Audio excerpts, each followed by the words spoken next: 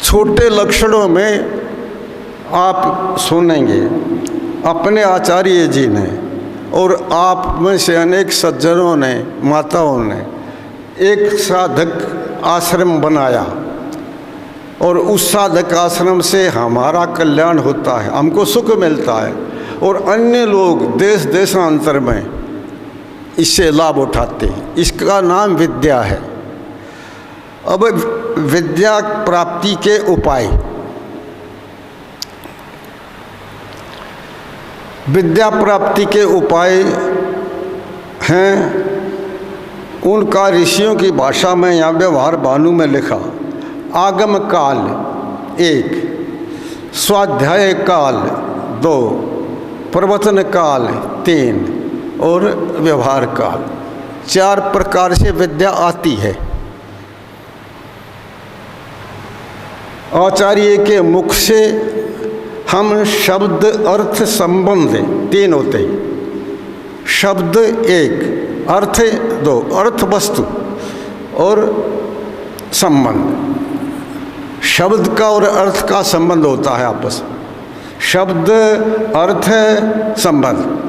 आचार्य के मुख से जब बैठ के पढ़ते हैं, सुनते हैं, तो उस समय हमें आत्मा को मन के साथ, मन को कान के साथ और कान को आचार्य के मुख के शब्दों के साथ जोड़ते हैं। ये पहला चल रहा है, याद रखिए। आचार्य पढ़ाते जाते हैं, शब्द अर्थ संबंध ये बोलते जाते हैं। हमें आत्मा को मन के साथ संयुक्त करते हैं, जोड़ते हैं, और मन को कान के साथ और कान को आचार्य के मुख के साथ जोड़ते, बड़े ध्यान से सुनते। विद्या प्राप्ति का उपाय है ये एक। यदि ऐसा नहीं करेगा व्यक्ति तो उसको विद्या नहीं आएगी। तो इसलिए ये है आगम काल, स्वाध्याय काल। स्वाध्याय काल में आता है जो हमने आचार्य से पढ़ा सुना, उसको पूर्वापर को विचारते हैं, मंथन करते हैं, दोहराते हैं, तो उससे विद्या आती है। यदि पाठ पढ़ने के पश्चात हम विद्या को दोहराएंगे नहीं तो विद्या नहीं आएगी। ये है स्वाध्याय काल। आगे आता है प्रवचन काल। प्रवचन काल उसको कहते हैं हमने जो विद्या पढ़ी और उसका स्वाध्याय किया, दोहराई, उसके पश्चात प्रीति पूर्वक, प्रेम पूर्वक हम अन्यों को, दूसरों को पढ़ाते हैं। इसको प्रवचन काल कहते हैं। ये आचार्य जी उपदेश देते हैं, इसको प्रवचन कहते हैं, क्योंकि इससे विद्या आती है। आचार्य का उपदेश, इस विद्या को 2 प्रकार से सुनते हैं, पुस्तक लेकर के, एक बिना पुस्तक के मौखिक रूप से। तो प्रवचन काल को समझिए। जो व्यक्ति विद्या पढ़ना चाहता है उसको प्रवचन करना पड़ता है, अर्थात वो विद्या पढ़ानी, प्रीति पूर्वक, प्रेम पूर्वक उस विद्या को पढ़ा देना, प्रवचन काल है। व्यवहार भानु में ऋषि ने एक बात कही। उन्होंने कहा कि देखो, प्रवचन काल से, विद्या के पढ़ाने से जो विद्या आती है उतनी विद्या केवल पढ़ने से नहीं आती। यह है प्रवचन काल। आगे आता है चौथा उपाय, उसका नाम है व्यवहार काल। व्यवहार काल में ये आता है कि जैसी विद्या हमने पढ़ी सुनी, उसको फिर आवृत्ति की, स्वाध्याय, और फिर दूसरों को पढ़ाया प्रेम से, प्रवचन काल, और जैसा हमने सुना वैसा ही व्यवहार में उतार देना, ये व्यवहार काल है। तो चतुर्भी प्रकारी विद्या उक्ता भवति, 4 प्रकार से विद्या आती है। अब आपके सामने एक विद्या के उपायों को हम प्रयोग में लाते हैं तो विद्या आती है।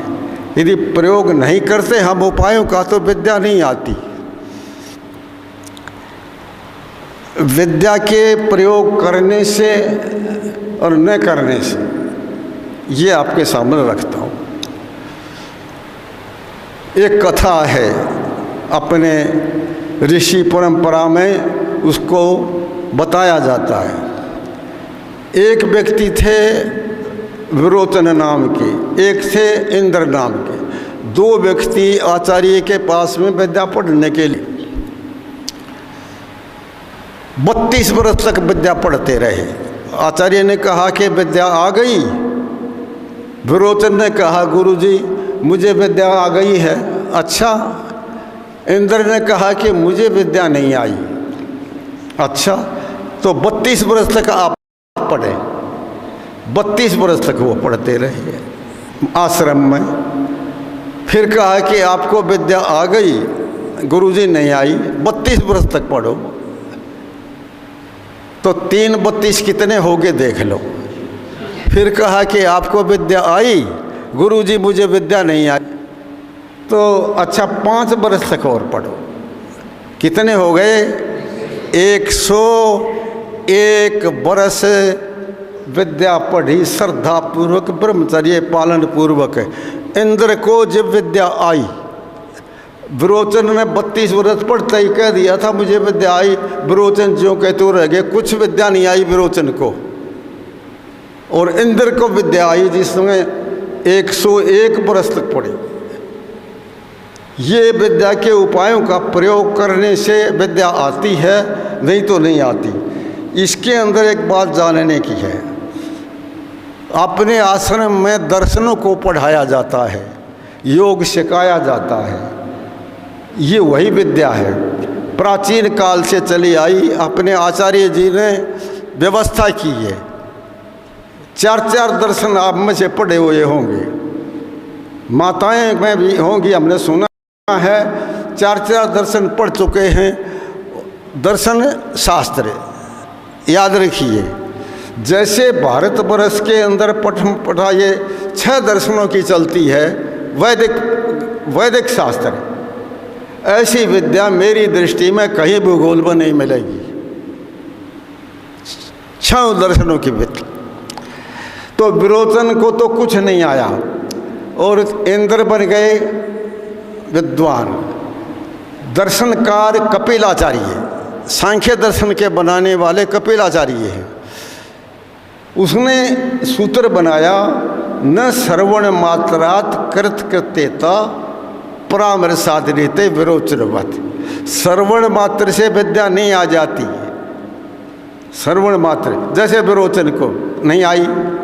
आगे सूत्र बना दृष्टतः और इंद्र से। इंद्र ने कर्तव्यों का पालन किया तो उन कर्तव्यों के पालन करने से विद्या आई और नहीं करने से नहीं आई।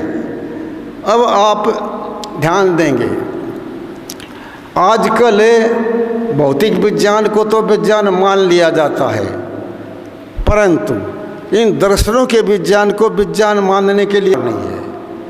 अपने दर्शनों में ईश्वर की विद्या 1, आत्मा की विद्या 2, भौतिक विज्ञान, तीनों हैं।